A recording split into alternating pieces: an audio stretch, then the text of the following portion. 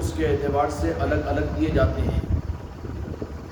دین کا معاملہ تو اللہ تبارک و تعالیٰ کا حکم جو قرآن مجید کے اندر میں ہے اور میرے آقا کی منشا جو حدیث کے اندر میں ہے، یہ دین کی تشریحات ہے۔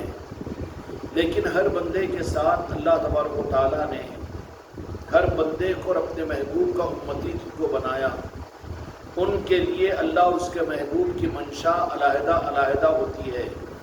چونکہ دین بڑا وسیع اور عزیز ہے، سارے انسانوں کے لیے ہے، سارے عالم کے لیے ہے، تو یہ ممکن نہیں ہو سکتا کہ ایک دین کا معاملہ ہر بندہ اس کے سارے تقاضوں کو پورا کر سکے۔ اس لیے اللہ تبارک و تعالیٰ اپنے بندوں کو جن کو منتخب فرماتے ہیں ان کے ذمے اپنے دین کی خدمت جس صورت کے اندر میں اللہ تبارک و تعالیٰ اور اس کے محبوب چاہتے ہیں وہ ادا کر دیتے ہیں،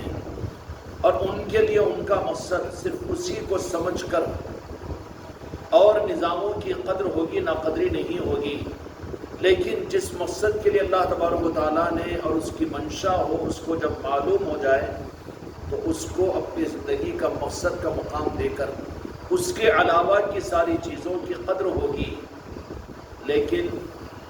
اللہ اس کے محبوب کی طرف سے جو مقصد عطا کر دیا گیا ہو اس مقصد کے معاملات کے اندر میں آدمی تو مقصد اسی چیز کو دے کر اپنی زندگی کو اسی کے لیے استعمال کرے گا۔ جیسے صحابہ اکرام رضوان اللہ تعالیٰ علیہ اجمعین سوالات صحابہ ہیں، اللہ تبارک و تعالیٰ نے اپنے محبوب کے ذریعے سے انہیں یہ مقصد دیا تھا کہ بلغوا انی ولو آیا، کہ دین جو میں نے تم کو سنایا ہوں وہ دین ہر اس شخص تک پہنچا دو جو حاضر نہیں ہے، جو غائب ہے۔ تو اس کے لیے صحابہ اکرام رضوان اللہ تعالیٰ علیہ اجمعین کا مقصد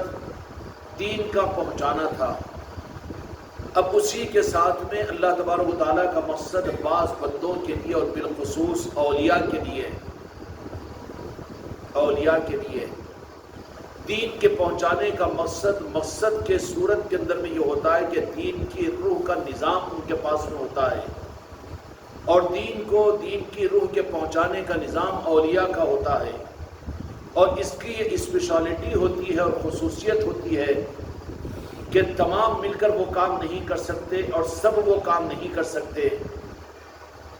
بلکہ اس کے لیے خاص طور پر اللہ تبارک و تعالیٰ کی طرف سے انتخاب ہوتا ہے، اور وہ مخصوصیت اور خصوصیت کے ساتھ میں آل علی اور آل علی کے لیے اللہ تبارک و تعالیٰ نے، اور پھر اللہ تبارک و تعالیٰ چاہے گا تو قیامت تک زمانوں کے اندر میں اس اہم اور مقصد والے نظام ولایت کو، کہ نظام ولایت صرف دین کے پہلانے اور دین کے پہنچانے کا نظام نہیں ہوتا، بلکہ دین کے بچانے کا اور دین کو تر و تازہ اور سرسبز و شاداب کرنے کا نظام، اور دین کے اندر میں روح کے پیدا کرنے کا نظام ہوتا ہے۔ دین کے بہت سے شعبے ہیں اور شعبوں کے اعتبار سے مختلف خدمات کے لیے اللہ تبارک و تعالیٰ اپنے محبوب کی امتیوں میں سے منتخب کرتا ہے۔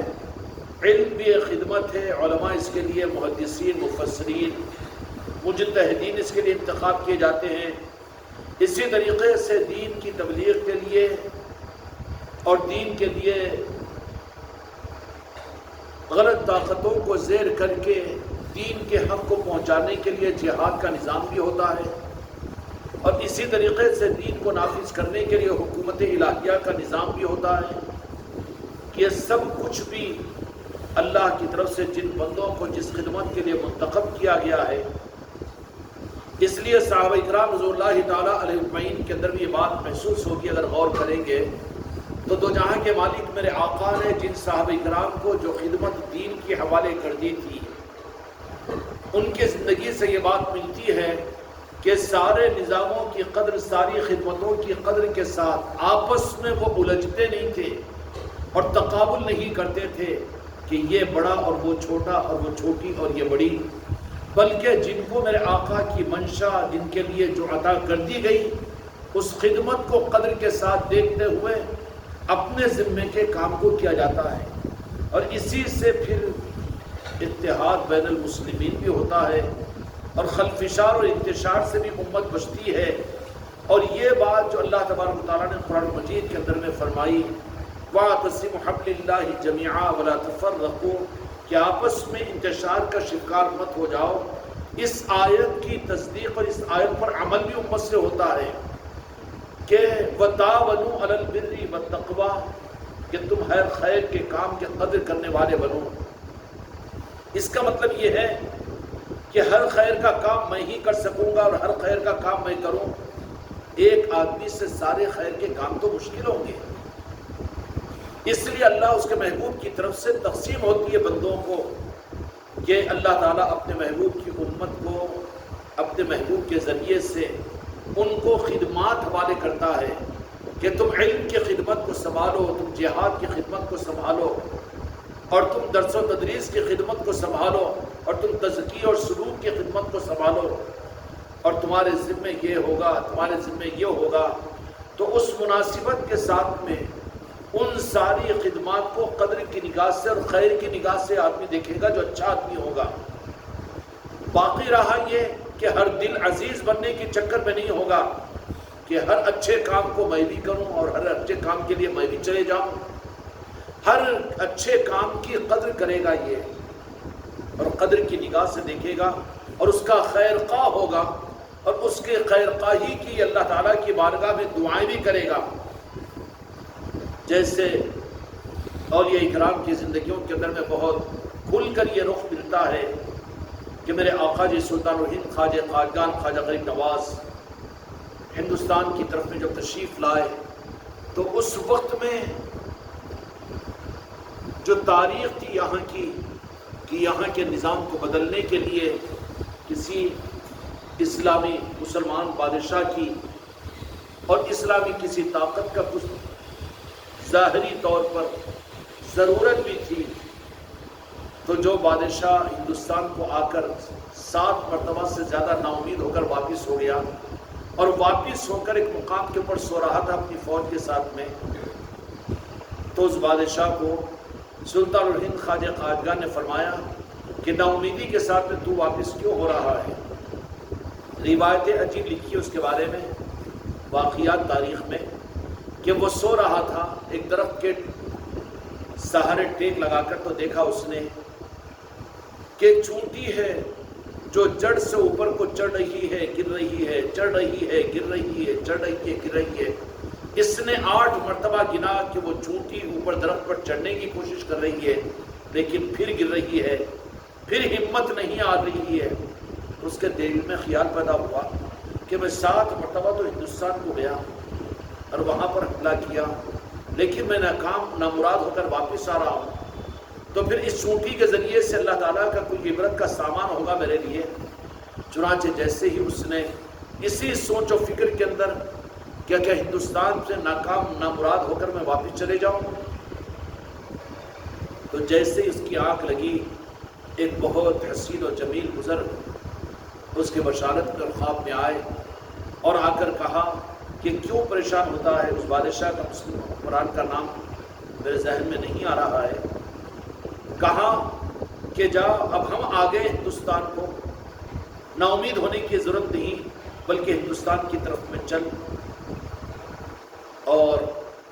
ہندوستان میں اس مقام کے اوپر جا کے وہاں کے بادشاہ کو زندہ تیرے گرفتار کر کے تیرے ہاتھ میں حوالے کیا جائے گا۔ جیسے ہی نیند سے بیدار ہوا اس خواب کے بارے میں چونکہ بڑی اچھی بشارت ہوئی تھی، بے چین و بے قرار ہو گیا، اور وہ بزرگ جنہوں نے بشارت دی تھی ان کا چہرہ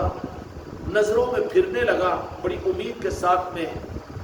الٹے پاؤں نا امیدی کے ساتھ میں ہی صحیح، لیکن پھر سے ایک جوش اور پھر سے ایک ہمت لے کر ہندوستان کے اندر میں جب آیا، اور آ کر اس نے ہندوستان کے اوپر حملہ کیا تو اس کو فتح نصیب ہوئی، اور فتح کرتے ہوئے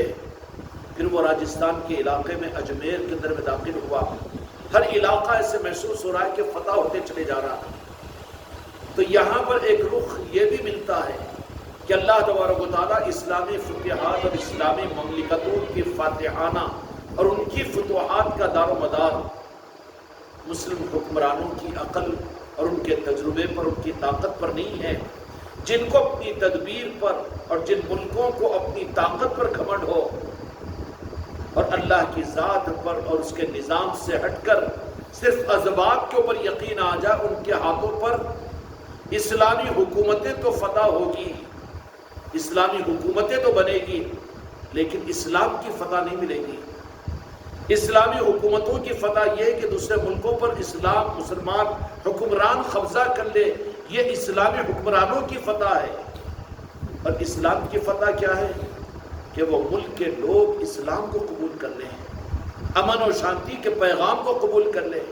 یہ اسلام کی فتح ہے۔ ایک ہے اسلام کی فتح اور ایک ہے اسلامی حکمرانوں کی فتح، کہ کسی ملک پر کسی ملک نے قبضہ کر دیا، کسی ملک پر کسی کا سپورٹ لے کر، کسی مسلم ملکوں پر امریکہ کی تائید لے کر یا پھر یہودیوں کی تائید لے کر اس کو غاصب اس کے اوپر قبضہ کر دیا، بغداد کو، عراق کو، اسی طریقے سے افغانستان کو، ہوا ہے، تاریخ میں ہوتا رہتا ہے۔ یہ مسلم حکمرانوں کی فتح ہے، اسلام کی فتح نہیں ہے۔ اس لیے کہا گیا کہ اسلام کی فتح دلوں کی فتح ہے، کہ دلوں کی فتح یہ کہ پھر ان کو اسلام کی خوبیاں نظر آ کر وہ لوگ جوخ در جوخ لوگ اسلام کو قبول کر رہے ہوں۔ اس لیے کہنے والوں نے کہا کہ اسلام تلوار کی زور پر نہیں پھیلا، اور حق و سچ ہے یہ بات کہ اسلام تو اپنی حقانیت کی دنیا پر پھیلا ہے اور اب بھی پھیل رہا ہے اور قیامت تک پھیلے گا۔ اسلام کو طاقتوں کی بنیاد پر، ایٹمی طاقتوں کی بنیاد پر، بڑی فوج کی طاقتوں کی بنیاد پر یا بڑے سپر پاوروں کی تائید کی بنیاد پر اسلام کی فتح حاصل نہیں ہو سکتی۔ ہاں، حکمرانوں کی فتح کو قبول کر لیا جائے گا کہ ہاں کہ اسلام کی فتح نہیں، حکمرانوں کی فتح ہے، وہ اسلام کی فتح نہیں۔ لیکن گمراہ یہ ہوتے ہیں کہ حکمران اور مسلم مملکتیں اپنی فتح کو اسلام کی فتح سمجھانے کی کوشش کرتی ہے، حالانکہ وہ اسلام کی فتح نہیں ہوتی۔ اسلام کی فتح کا مطلب یہ ہوگا کہ وہ پورا ملک پھر اسلام کو قبول کرے گا اور وہ پورے ملک کے اندر میں اسلام کی باغ و بہار اور اسلام کے گلشن کھلیں گے، وہ اسلام کی فتح ہے۔ چنانچہ جیسے ہی وہ اجمیر کی طرف میں آیا، وہ مسلم حکمران فتح کرتے ہوئے، تو سوچ رہا تھا کہ اس دور بھی پہنچ رہا ہوں، مغرب کا وقت ہو رہا ہے۔ اس وقت میں اس کے کانوں کے اندر میں بڑی سریلی آواز اذان کی آئی۔ اجمیر کے حدود میں جب داخل ہوا، تارا گڑھ کی پہاڑیوں کی طرف سے جب وہ آ رہا تھا، مغرب کا وقت تھا، تو بہت دور سے بہت منور سریلی اذان کی آواز اس کو سنی آئی۔ تو بادشاہ نے کہا کہ اذان اس علاقے کے اندر میں، کہ یہاں بھی اسلام اور یہاں بھی اتنی نورانیت اور اتنی مٹھاس والی اذان، چلو اذان کی طرف میں جدھر کو آواز آ رہی ہے ادھر کو دوڑو۔ قریب میں تھے، جب وہ پہنچے تو تارا گڑھ کی پہاڑی کے دامن کے اندر میں خواجہ خواجگان سلطان الدین خواجہ غریب نواز رحمۃ اللہ علیہ اپنے مریدین کے ساتھ میں خیمہ زن کیے ہوئے ہیں، اور وہاں پر آپ مغرب کی نماز پڑھا رہے ہیں۔ لاکھوں سلام نازل ہو خواجہ خواجگان کی اس نماز اور امام اور مقتدیوں کے اوپر، کہ جیسے بادشاہ اجلت کے اندر میں آیا کہ جماعت ہے مختصر اور مغرب کی نماز کو جماعت ہو رہی ہے، اس نے نظر ڈالی تو دیکھا کہ وہی جو بشارت کے اندر میں جنہوں نے یہ کہا تھا کہ ہمت پست مت کر، بلکہ ہماری مدد ہوگی اور تجھے کامیابی نصیب ہوگی ہندوستان میں، جبکہ 7 مرتبہ ناکام ہو کر پٹ کر چلا گیا تھا وہ بادشاہ، لیکن بشارت میں ایک ولی کی بات پر اعتماد کر کے اس نے اپنی فوج کو اور اپنی ذات کو جوخم میں ڈال کر ایک ولی کی بات پر بشارت میں اعتماد کرتے ہوئے جب وہ ہندوستان کے اوپر آیا، جو 7 مرتبہ پٹ کر واپس گیا ہو، لیکن ایک ولی کی بات پر اعتماد کر کے بشارت پر عقیدہ رکھ کر جب اس نے ہندوستان کے اندر میں داخل ہوا، تو جو ناکام ہوا ہو اور جو پٹ کر گیا ہو وہ کتنا متوحش اور کتنا کمزور پڑ چکا ہوگا، لیکن طاقت دینے والی کون سی ذاتیں ہوتی ہے؟ وہ تو اللہ تبارک و تعالیٰ کی روحانی نظام ہوتے ہیں، فرشتوں کا نظام ان کے ساتھ میں کیا جاتا ہے، اور جن کے ساتھ میں فرشتوں کا نظام اولیاء کا نظام ہے۔ نحن اولیاؤکم فی الحیات الدنیا وفی الآخرہ وَلَكُمْ فِيهَا مَا تَشْتَهِي أَنفُسُكُمْ وَلَكُمْ فِيهَا مَا تَدَّعُونَ کہ اللہ تبارک و تعالیٰ اپنے اولیاء کے ساتھ میں دنیا میں فرشتوں کے نظام کو متعین کر دیتے ہیں۔ اللہ تبارک و تعالیٰ اللہ کرے کہ آج مسلمانوں کی 58-59 حکومتیں ہونے کے باوجود آج جو ان کے بھیگی بلی کی طرح سے اسلام کے دشمن ملکوں کے سامنے بھیگی بلی بن رہے ہیں، اور ان کی جرت نہیں ہے کہ اتنی کثرت کے ممالک ان کے پاس میں ہونے کے باوجود امریکہ کے سامنے گھٹنے ٹیکنا اور اسرائیل کے سامنے ناک کا گھسنا ان کا بد نہیں ہو رہا ہے۔ اس کی وجہ کیا ہے؟ اس سے پتہ یہ چلے گا کہ اللہ کی تائید اور اولیاء کا نظام ان کے ساتھ میں نہیں ہے۔ اگر ساتھ میں ہو جائے تو پھر وہ اقلیت میں ہو، چھوٹا ہو، قسم پرسی میں ہو، لیکن اولیاء کی تائید اگر اس کے ساتھ میں ہو جائے تو فتح خدا کی قسم اسی کی ہو کر رہے گی۔ بشارت پر اس نے اعتماد کیا کہ چاہے کچھ بھی ہو، 8ویں مرتبہ جب آیا ہندوستان کی طرف میں تو پھر بتا بھی دیا کہ بشارت ایسی نہیں تھی۔ مسلم حکمرانوں کو، حکومت والوں کو اس بات پر غور کرنا چاہیے کہ ان کے سارے اسباب و وسائل کے باوجود یہ کامیابی کی بارڈر پر پہنچتے پہنچتے ناکام کیوں ہو جاتے ہیں، صلح کرنے پر تیار کیوں ہوتے ہیں، اور ان کی جال میں کیوں پھنس جاتے ہیں، اور ان کے مکر و فریب کا شکار امریکہ کا اور اسرائیل کا یہ کیوں بن رہے ہیں۔ اس کی وجہ یہ ہے کہ اولیاء کی تائید، فرشتوں کا نظام اور خدا کی تائید غائبی یہ اپنے ساتھ میں لینے کے لیے اپنے آپ کو تیار نہیں کر رہے ہیں۔ لیکن اس بادشاہ نے جیسے ہی اجمیر میں آئے اور آ کر دیکھا کہ وہاں پر ایک مختصر مغرب کی نماز کی جماعت ہو رہی ہے، جیسے ہی جماعت کے لیے آئے اور نماز میں شریک ہوئے تو نماز سے پہلے جب چہرے کو دیکھا تو بے چین ہو گئے کہ یہی تو وہ شخصیت ہے جنہوں نے مجھے راست آ کر ہندوستان کی فتح کی بشارت سنائی تھی۔ یہ اولیاؤں کا نظام ہوتا ہے، نظام غیبی جن کے ساتھ میں ہوتا ہے ان کا نظام ہوتا ہے۔ اولیاء کے نظاموں کے لیے نہ ایٹمی طاقتوں کی ضرورت ہے،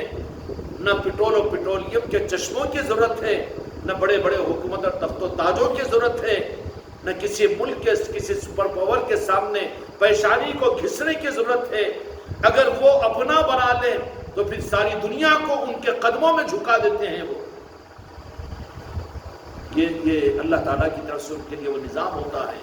اور یہ تخصیص ہے ان اولیاء کے نظام کو۔ اور بالخصوص ہندوستان کی 800 سالہ تاریخ اس بات کے اوپر شاہد ہے کہ اس ملک کے اندر میں 800 سال مسلمان جو کر و فر کے ساتھ میں اسلام کے غلبے کے ساتھ میں انہوں نے حکومتیں یہاں پر کی اس ملک کے اندر میں، اس کی اصل راز کو اگر جانا جائے تو صرف یہ نکلے گا کہ یہ 800 سالہ ہندوستان کے مسلمانوں کی حکمرانی، جس میں ساری انسانیت خوش تھی، ہر انسان کو اس کا حق دیا جاتا تھا، اور ہر انسان کو خوشیوں والی زندگی عطا کی جاتی تھی، اور محبت اور امن اور چمن کے ساتھ میں پورا ملک سونے کی چڑیا بن کر جو رہ رہا تھا، اس کی وجہ کوئی امریکہ کی تائید تو نہیں تھی اس زمانے کے اندر، کوئی انگلینڈ کی اور کینیڈا کی تائید تو نہیں تھی، اور کوئی چائنا کے انمول یا چائنا کے بم تو سپلائی نہیں کیے جا رہے تھے، یا کوئی اور اسباب تو نہیں تھے۔ پھر ہندوستان کی 800 سالہ تاریخ جو انسانیت کے لیے تابناک بلکہ ساری دنیا کے اندر میں قابل رشک ہے، اس کی وجہ یہ تھی کہ 800 سالہ تاریخ میں یہاں کے مسلم حکمران یہ اولیاء کے نظام کے ساتھ میں جڑے ہوئے تھے، اولیاء کی تائید ان کے ساتھ میں تھی، اور اولیاء کے قدر کی نگاہوں کے ساتھ میں دیکھتے تھے، اور ان کے نظاموں پر اور ان کے آستانوں پر اور ان کی خانقاہوں کے نظام پر اور ان کے طریقوں، ان کے آداب و اوتار کے اوپر وہ اپنے آپ کو ان کے غلام بنا ہوئے۔ اس لیے اکثر 800 سالہ تاریخ کے اندر میں بڑے بڑے حکمران ہندوستان کے لے لیجئے یا ترکی کے لے لیجئے یا پھر آذربائیجان کے لے لیجئے، جتنی اسلامی مضبوط حکومتیں تھیں اور کر و فر کے ساتھ میں دنیا کی ناک بنے ہوئے تھے، اس لیے کہ ناک کو انہوں نے اللہ والوں کے سامنے جھکانا سیکھ لیا تھا، تو ان کی ناک کو دنیا میں ان اللہ والوں نے، اللہ تبارک و تعالیٰ نے اونچا رکھا ہوا تھا۔ جب انہوں نے ان اولیاء کی قدردانی کے نظام پر چلنے والے، اس لیے مسلم حکمران اور بادشاہان کا معاملہ بھی اس ملک کے اندر میں جو ان کو جو عزتیں حاصل ہوئی تھی، یہ کہانیاں ہیں نہیں بلکہ حقیقت ہے، مانا جائے گا کسی رخ کے اوپر، لیکن اس پردے کے اندر میں حقیقت کو چھپانے کی بڑی ناجائز کوشش کی گئی کہ اس ہندوستان کی جنگ آزادی کو جن لوگوں کو استعمال کیا گیا ان کو لا کر ساری حقیقتوں کو چھپا دیا گیا۔ جنگ آزادی کے شہداء کو، شہیدوں کو تو سامنے کیا جاتا ہے، ان کے تذکروں کو کیا جاتا ہے، لیکن اس کی اصل جو طاقت تھی وہ اولیاء اکرام کی، کہ جن کو اسلام کے دشمن اور ملک کے دشمنوں کو لوہے کے چنے چپانے پڑے اور یہاں سے اپنے قدموں کو پیچھے کرنا پڑا اور ملک کو چھوڑ کر بھاگنا پڑا۔ یہ کوئی بظاہر ممکن چیز ہے کہ انگلینڈ کی، کیا یہ کتنی بے وقوفی کی بات ہے کہ جو انگریز حکومت پورے پلان کے ساتھ میں اس ملک کے اندر میں 100 سال کا جس کو اقتدار مل گیا ہو، جو اپنی اس انڈیا کمپنی کو قائم کر دیا ہو اور اپنی فوجی چھاؤنیوں کو یہاں پر بچھا دیا ہو سارے نظام کو، تو کیا عقل میں آنے والی بات ہے؟ کیا بکریوں اور مینڈوں کے مندے تھے انگریز قوم کہ جن کو 100 سال اس ملک میں اپنا سب کچھ اقتدار کے لانے کے بعد، اس پورے ہندوستان کو فتح کر لینے کے بعد میں ایسی کون سی طاقت تھی کہ صرف 2-4 نام لیے جاتے ہیں، یا پھر علماء کے سروں پر یہ صحرا، وہ علماء اصل میں اولیاء کے غلام تھے، روحانی طاقتیں ان کے ساتھ میں تھی، ان کے ہاتھوں پر یہ ملک فتح ہوا۔ اور جو علماء تھے لیکن جو اولیاء سے کٹے ہوئے تھے، ان کے ہاتھوں پر ملک فتح نہیں ہوا بلکہ ان کے ہاتھوں پر ملک تقسیم بھی ہوا اور ملک کے ٹکڑے ٹکڑے ہوئے ہیں، اور یہ حشر آج تک بھگتنا پڑ رہا ہے۔ ملک کا خیر ان کے ہاتھوں پر نہیں ہوا۔ خیر و تفصیل میں جانے کا موقع نہیں ہے۔ جنگ آزادی کو لایا گیا سامنے، اور ان سارے حقیقی نظاموں کو چھپانے کے لیے صرف سامنے کیا جاتا ہے جنگ آزادی میں علماء کی قربانیاں، حالانکہ حقیقت چھپی ہوئی کچھ اور تھی۔ دشمنوں کو موقع مل گیا کہ جنگ آزادی کی تاریخ کا لیبل علماء کے سر پر لگا کر اولیاء کے روحانی نظام اور فرشتوں کے مدد کے سارے نظاموں کو، خانقاہوں کے سارے نظاموں کو اور اولیاء کے تصرف کے نظاموں کو چھپا دیا جائے، اور وہ اسلام کے دشمن اس معاملے میں کامیاب بھی ہو گئے۔ کیا یہ ایک عام آدمی بھی سمجھنے کی کوشش کرے گا نا تو سمجھ میں آئے گا نا کہ آج امریکہ اور آج وہ برطانیہ اور وہ چائنا جو آج ہندوستان میں داخل نہیں ہے، ہندوستان پر ان کا قبضہ نہیں ہے، ہندوستان پر ان کی حکومت نہیں ہے، لیکن باہر بیٹھ کر یہ ازدوں کے ناخن ہندوستان کے اندر اتنے وہ پھنسائے ہوئے ہیں کہ ہندوستان کا پورا نظام ان کے اشاروں پر چلتا ہے۔ تو پھر وہ قوم جن کو 100 سال یہاں پر اقتدار ملا ہو انگریز کی، تو پھر وہ کیا ہو گیا تھا کہ چند گنے چنے لوگوں کے اس تحریک کے اوپر پورے ملک سے انگریزوں کا بھاگ جانا، کیا مینڈے اور بکریوں کا مندہ تھا وہ؟ یہ گروہ سے آ اور ہکال دیا اور چلے گئے؟ یہ کون سا جال بچھا دیا گیا ہے؟ کس طریقے سے گمراہ کر دیا گیا ہے؟ یہ ممکن ہے؟ اگر یہی ممکن ہوتا جیسے کہ جنگ آزادی اور جنگ تاریخ کے معاملات کے اندر میں حقیقتوں کو بتاؤ تاکہ امت اور امت کے نوجوانوں کو صحیح راستہ ملے، اور صحیح راستہ یہ ہے کہ یہ اولیاء سے جڑا ہوا تھا یہ ملک کے حکمران، تو خدا نے انہیں عزتوں کے تاج عطا کیے تھے، ساری قومیں ان کے سامنے آ کر عزت کے ساتھ میں کھڑی ہوتی تھی اور سارے انسانوں کو یہ حق دینے والے تھے، اور ان اولیاء اکرام سے امت کو کاٹ دیا گیا۔ تو اولیاء کی اور اللہ والوں کی نگاہیں جب ان لوگوں سے ہٹی ہے تو خدا کی تائید ان سے دور ہوئی ہے، تو آج اپنے آپ کو آزاد کہہ کر بھی غلام بن رہے ہیں اور ان پر غلامی مسلط کی جا رہی ہے۔ اور غلامی اپنے حدوں سے آگے بڑھتی جا رہی ہے، اگرچہ کہ تقریروں میں اور مسلمان قائدین اور مسلمان ہمدردان جو صف اول کے اندر میں ہیں ان کو بڑی تشویش بھی اس معاملے کے اندر میں کہ اس انگریزوں کے زمانوں میں جو ظلم اسلام پر نہیں، مسلمانوں پر نہیں ہو رہا ہے، وہ آج پارلیمنٹوں کے اندر بلوں کو پاس کر کے کیا جا رہا ہے۔ ہو رہا کہ نہیں ہو رہا؟ تو پھر یہ کیوں ہو رہا ہے جبکہ اکثریت علم اور ساری آزادیاں اور کثرت مدارس، کثرت علماء، یہ تو اسباب جنگ آزادی کے مقابلے کے اندر بڑے ہوئے ہیں نا جی۔ آج کل تو انٹرنیٹ کا زمانہ ہے اور آپ کے یہ سروں کا، فونوں کا، میڈیا کا زمانہ ہے۔ ایک سیکنڈ کے اندر میں پوری دنیا کی تائید لینا یا پوری دنیا کو مخالفت کرنا بہت آسان ہے نا۔ جنگ آزادی کے وقت میں تو یہ اسباب نہیں تھے، لیکن وہ مٹھی بھر لوگ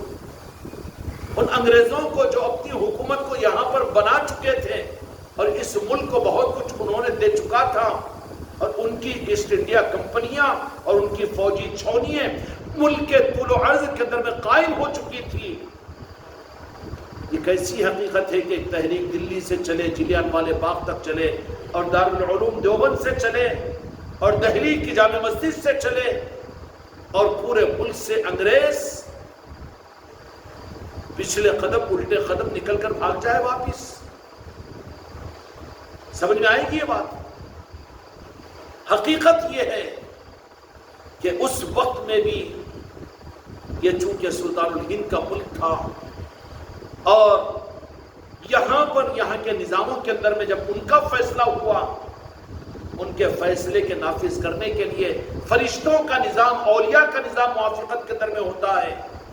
جیسے جنگ بدر کے اندر میں یہ بات ملتی ہے، احادیث کے اندر بھی اور تفسیر کی کتابوں میں بھی، کہ ایک اسلام کے دشمن کو جوڑا لہیم و شہیب اور بہت اونچا، غالباً ابو جہل تھا، اس کو گرفتار کر کے ایک پستہ قد کے ایک صحابی اس کی نکیل کو پکڑ کر لے کر آئے، تو کہا کہ اچھا تم اس کو گرفتار کیے؟ تو ابو جہل بولا اتنے اور انہوں مجھے گرفتار کر سکتے؟ مجھے گرفتار کرنے والے تو مجھ سے کئی گنا لمبے تھے، وہ نہیں ہیں، انہوں نے گرفتار کر کے، حدیث کی کتابوں میں ہے یہ بات، ان کے ہاتھوں میں دے دیا میری ہتھکڑیوں کو، اور مجھے گرفتار کر کے ان کے ہاتھوں میں حوالے کیا۔ مجھے جو گرفتار کرنے والے تو وہ تو کوئی اور تھے۔ کون تھے وہ؟ فرشتے تھے۔ فرشتوں کا نظام اولیاء کا نظام ہے، اولیاء کے ساتھ ہے فرشتوں کا نظام۔ وہ میدانوں کو فتح کروا دیتے ہیں اور پھر ملک کو حوالے کر دیتے ہیں، اور پھر کر کے پھر وہ چھپ جاتے ہیں اور وہ نظر نہیں آتے، اور ان ملکوں کے اندر پھر امن و چمن قائم ہو جاتا ہے۔ کہا کہ مجھے گرفتار انہوں نے کیا، یہ تو پست قد ہے، کمزور ہے، مجھے گرفتار کرنے والے تو مجھ سے لہیم و شہید، وہ تو کوئی اور تھے، انہوں نے مجھے گرفتار کر کے ان کے حوالے کر دیا، انہوں مجھے گرفتار نہیں کیے۔ تو جہاں کے مالک میرے آقا نے فرمایا کہ وہ فرشتے تھے، اور فرشتے امت اگر چاہتی ہو، اے اسباب کی دنیا پر اعتماد کے یقین کے کرنے والے مسلم حکمرانوں اور اسلامی مملکت اسلامیہ کے حکمرانوں، اس دھوکے سے نکل جاؤ کہ تم کو تو امریکہ کی تائید پر ناز ہے، اور اس سے ہتھیار خریدنے کے اوپر تم تو تدبیریں کرتے ہو، اور ایٹمی طاقتوں کو جمع کرنے میں اپنی زندگیاں ضائع کر رہے ہو، بجائے اس کے تمہاری تاریخ کا ایک آزمودہ نسخہ ہے کہ تم خدا کی تائید، خدا کے فرشتوں والے نظام کو حاصل کرنے کے لیے اولیاء کے نظام کے اگر بن جاؤ تو پھر اولیاء تم کو ملکوں کو فتح کر کے تمہارے قدموں میں لا کر ڈال دیں گے۔ خدا کی منشا کو، خدا کے فرشتوں کے نظام کی تائید اولیاء کے ساتھ میں ہوتی ہے۔ جو تصرف اللہ تعالیٰ نے جنگ بدر میں عطا کیا تھا اور فتح کروائی تھی، خدا کی قسم وہی آگے آج تک اور قیامت تک بھی اللہ تبارک و تعالیٰ کا وہی نظام ہے کہ اپنے فرشتوں کی تائید اور نظام سچے لوگوں کے، اس لیے کہا کونوا مع الصادقین، کہ تم سچوں کے ساتھ ہو جاؤ۔ یا ایھا الذین آمنو، اے ایمان والو، کونوا مع الصادقین، ایمان والے سچے لوگ نہیں ہیں۔ کیا مطلب ہے یہاں پر؟ اے ایمان والو تم بھی سچوں کے ساتھ ہو جاؤ، تو پتہ یہ چلا کہ ایمان والوں میں سچے مع الصادقین، صادقین اور صدیقین اور صالحین کے ساتھ میں ہو جاؤ، تاکہ دنیا کی فتوحات بھی اور آخرت کی نجات بھی تمہیں ملے۔ امت کو قیامت تک کے لیے دنیا کی فتوحات اور دنیا کی کامیابی اور آخرت کی حفاظت اور آخرت کی نجات کا واحد ذریعہ ہر امتی کو اولیاء کے ساتھ ہونے میں اور اولیاء کے نظام کے ساتھ ہونے میں منحصر ہے۔ سلطان الہند خواجہ خواجگان خواجہ معین الدین چشتی اجمیری رحمۃ اللہ، بادشاہ نے آ کر دیکھا، اچھا یہ بات میں نے عرض کی کہ 800 سالہ تاریخ اس ہندوستان کے اندر مسلمان حکومتوں کی، ہر حاکم وہ اولیاء کا قدرداں، اولیاء کی نسبتوں سے جڑا ہوا، خانقاہوں میں جانے والے اور اہل اللہ اگر مل جائے تو ان کے دامن سے وابستہ ہونے والے اگر نہ ملتے ہوتے تو بادشاہان اپنے درباروں کو چھوڑ کر، اپنی حکومت کو چھوڑ کر، جھولا لے کر کھاندے پر کملی کو ڈال کر جنگل نکل جاتے۔ تو بادشاہوں سے پوچھتے کہ آپ کہاں جا رہے ہو؟ تو کہتے کہ کسی اللہ والے کو ڈھونڈنے کے لیے، اگر وہ مل جائے تو میں ان کا غلام اور میں ان کا مرید بننے کے لیے جا رہا ہوں۔ ارے بابا، یہ تو اللہ تعالیٰ نے دیا ہے روح امت کو، اپنے محبوب کی امت کو، کہ تم دنیا اور آخرت میں سربلندی چاہتے ہو تو تم دامن کو مانگو مجھ سے کہ میں تمہیں عطا کروں تمہاری دین و دنیا کی حفاظت کے لیے۔ لیکن امت میں سے حق دامنوں کے مانگنے کی دعائیں بھی ختم ہو چکی، طلب بھی ختم ہو چکی، بلکہ بد نصیبی سے اس کو تو بدعت اور گمراہ اور شرک قرار دے کر امت کو حق سے بہت دور کر دیا گیا۔ اس ملک کے مغل بادشاہ اور بڑے بڑے بادشاہ یہ بھی اللہ والوں کے ساتھ کبھی چھیڑ چھاڑ میں نہیں رہے۔ اورنگزیب عالمگیر اجمیر کو حاصل دیتے تھے، اکبر اعظم آگرے سے نکل کر خواجہ خواجگان سلطان الہند کی بارگاہ کے، ارے بابا مسلمانوں کا حکمران اکبر اعظم، کم از کم اس پر تم لعنت کرتے ہو، لیکن یہ رخ پر سبق تو سیکھو۔ اکبر اعظم آگرہ سے نکل کر اجمیر کو جا رہا ہے تو فوجیوں نے کہا کہ بادشاہ نہیں، بادشاہ نے کہا، اکبر اعظم نے کہا کہ کیا کہا کہ میں جاؤں گا اور شہنشاہ کے دربار میں تو پیدل پا جاؤں گا۔ بادشاہ اور بغیر چپل کے آگرے سے نکل کر اجمیر کی بارگاہ تک پیدل پا گیا ہے۔ اورنگزیب عالمگیر اپنے چپلوں کو چھوڑ کر آستانے پر حاضری دی ہے، اور پھر وہ دور کی بات ہو جائے گی، تاریخ کو بھی تو جانو۔ اعتراض کرتے ہو کہ حکومتوں نے ہماری اسلامی تاریخ کو چھپا دیا، لیکن ظالموں تم نے بھی تو اولیاء کی تاریخ کو چھپا دیا ہے۔ کہاں ہے تمہارے اردو نصاب میں اور کہاں ہے تمہارے مدارس سے دینیا کے اندر میں گلستان و بوستان کا پڑھانا یا مثنوی شریف کا پڑھانا، اولیاء کی تعلیمات کی تربیت کا نظام مدرسے مدارس دینیا میں بھی تو ختم کیا جا رہا ہے اس کو۔ ابس اور نعوذ باللہ بیکار کہ جن تعلیمات کے ذریعے سے شیخ عبداللہ محدث دہلوی جیسے ہندوستان میں پیدا ہوئے، مولانا انور کشمیری جیسے ہندوستان میں پیدا ہوئے، اور جیسے اعلیٰ حضرت امام احمد رضا خان بریلوی رحمۃ اللہ علیہ پیدا ہوئے، کون سی تعلیم سے پیدا ہوئے کہ جس کے اندر میں اولیاء کی عظمتوں کی تعلیم تھی، مثنوی شریف داخل نصاب تھی۔ آج تو مانگ کی جا رہی ہے کہ اس عربی نصاب میں اور مدارس دینیا کے نصاب میں سے ان ساری چیزوں کو نکال دو، بجائے اس کے انگلش کو داخل کرو اور پھر ٹیکنالوجی کو داخل کرو، کمپیوٹر کو داخل کرو، وقت کے تقاضے ہے، لیکن ان چیزوں کو مت نکالو جس سے تم کو اس ملک کے اندر میں سے بڑے بڑے علماء ملے۔ نتیجہ یہ نکلا کہ وہ تعلیم نصاب کو تم نے ان میں سے اولیاء کے نظاموں کو نکالا، مثنوی شریف کو نکالا، گلستان بوستان کو عالمیت کے کورس میں سے نکالا، تو آج ویسے عالم تم کو بھی تمہارے مدرسوں میں نہیں مل رہے ہیں، حسین احمد مدنی جیسے نہیں مل رہے ہیں،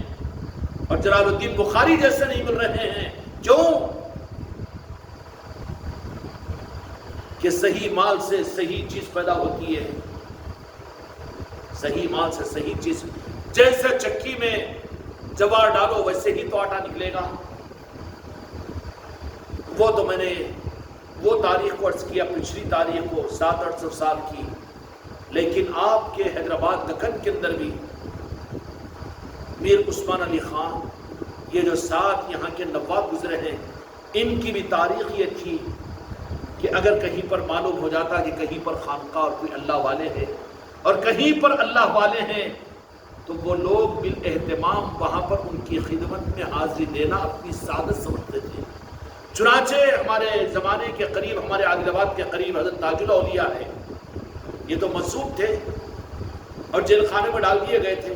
لیکن پتہ چلا جب میر عثمان علی خان کو کہ ناگپور کے اندر میں ایک اللہ والے ہیں اور ان کو پاگل خانے میں، تو وہ یہ تحقیق نہیں کروائے مولویوں سے کہ ان متشرع ہے کہ نہیں، شریعت پر عمل کرنے والے ہیں کہ نہیں، وہ جو اولیاء کا نظام الگ ہوتا ہے، وہ سچے لوگ سچے لوگوں کو پہچان لیتے ہیں۔ میر عثمان علی خان نظام دکن جس کی خیرات ہندوستان والوں کو ملی ہے، پنڈت جواہر لال نہرو کو ملی ہے اور حکومت ہند کو ملی ہے، کہ مانگے گئے تھے کچھ لیکن اتنا دیا کہ مسٹر پنڈت جواہر لال نہرو کا منہ کھل گیا۔ ہم اتنا بولے تھے تو آپ اتنے کنٹل سونا حکومت کی مدد کے لیے، دلی کی حکومت کے لیے آپ نے حوالے کیا۔ ہاں، سخیوں کا نظام ہے یہ،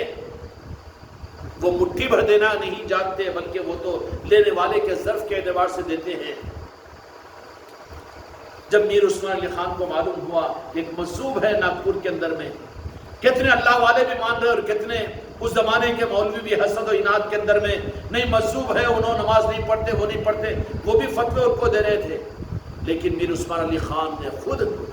جب معلوم ہوا تو پھر حیدرآباد دکن سے نکل کر ناگپور شریف کو حاضر ہو کر ان کی بارگاہ میں خدمت میں حاضر ہوئے۔ اور وہی میر عثمان علی خان آج بھی اہل دکن کے لیے یہ بڑی خوش قسمتی کی چیز ہے کہ آپ جائیں گے اجمیر شریف کے اندر میں تو وہاں کا جو بلند دروازہ ہے وہاں پر نظام گیٹ بنا ہوا ہے، میر عثمان علی خان کا بنایا ہوا ہے۔ کیوں؟ یہ شرک و بدعت تو اس وقت نہیں تھا، نہیں معلوم تھا، ارے اس کی وجہ سے مسلمان حکمرانوں کو عروج اور عزت ملی ہے۔ یہی نہیں بلکہ میر عثمان علی خان اپنے مشیر خاص حیدرآباد دکن کے جو منشی تھے، جو بظاہر غیر مسلم تھے، ان کو کہا کہ تم ان کی خدمت میں جاؤ، ان سے ہمارے لیے دعا کرواؤ۔ تاج الاولیاء کے پاس میں، کیا نام ان کا، کوئی پنڈت ہے مشہور،